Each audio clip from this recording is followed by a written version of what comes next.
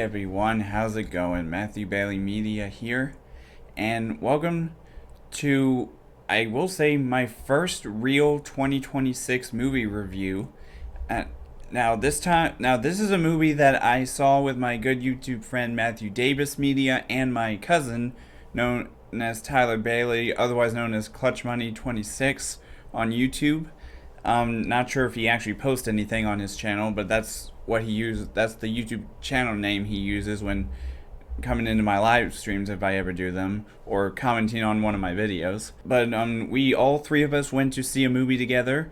We've been doing that for a lot of movies over the last few years. Like the first movie I think we ever saw together was the first Megan that came out in 2023 in January of all things, so that was good. Then I think the next one we saw was Transformers: Rise of the Beast, if I'm not mistaken.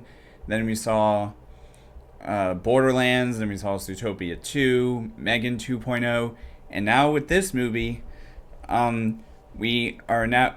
I decided to finally review it, and that is, of course, Iron Lung.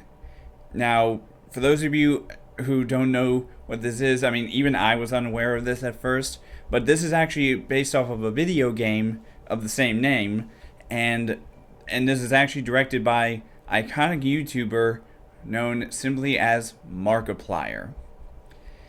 Yeah, so he not only directs this movie and and produces it, but he also stars in the movie as the main character. So supposedly the character is known as Simon Williams, or not Simon Williams. That's the name of Wonder Man. What am I saying? But I know his first name is Simon, as just like the character from Wonder Man. It's just Simon. That's the only part of his name I know. But they mostly refer to him as Convict in this movie because supposedly in the game, Simon is some prison convict who is put in a small submarine on an alien planet. He tries to win his freedom by doing this task for them in this submarine. And that's pretty much all I'm going to say without giving any spoilers. Because like I said, I never played the game, and I only heard about this when I found out that Markiplier was not only starring in it, but he directed it. And I just found out that the budget for that he put towards this movie was $3 million. And from what I'm hearing now, as of this recording, it's currently Saturday, January 31st, and as of this recording, and it's already on track just domestically to make $16 million. I predicted that it would probably make over 10. I didn't realize it would be almost double that number. And which means he actually would have made a profit on this movie, even if you take away 50% of the theaters taking away money from it and his distributor. So that's pretty crazy if I'm being honest. But with this movie, I will say I gotta give Markiplier credit.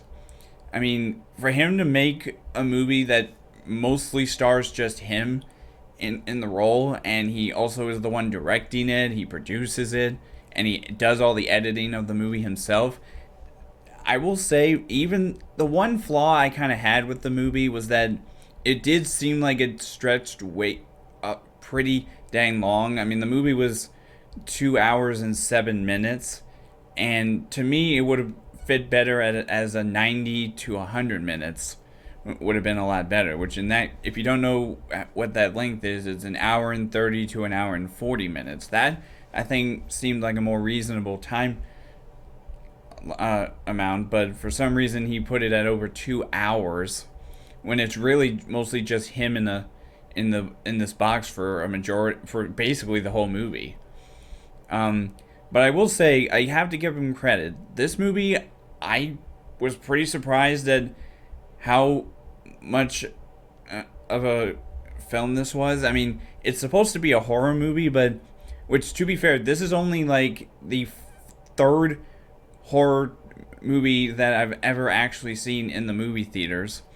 And the only other horror films I've technically seen besides Megan are Five Nights at Freddy's and Scream. Okay, so I take that back. This is the fourth movie, horror movie that I've seen in theaters. Like whenever I go to watch, whenever I review or watch horror movies, I most of the time it's been for those movies I didn't just name.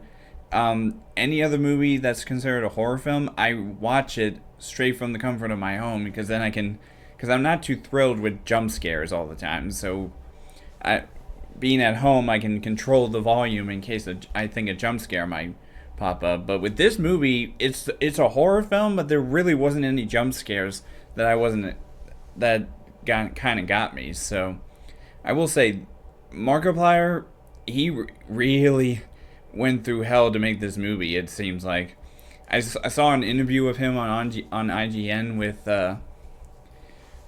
whatever, and he was talking about how he really went through the ringers trying to make this movie since 2022, and it's like, and plus, to be fair, going back to Five Nights at Freddy's, he was supposed to have a small cameo in that first Five Nights at Freddy's as that opening security guard that we saw in that first film.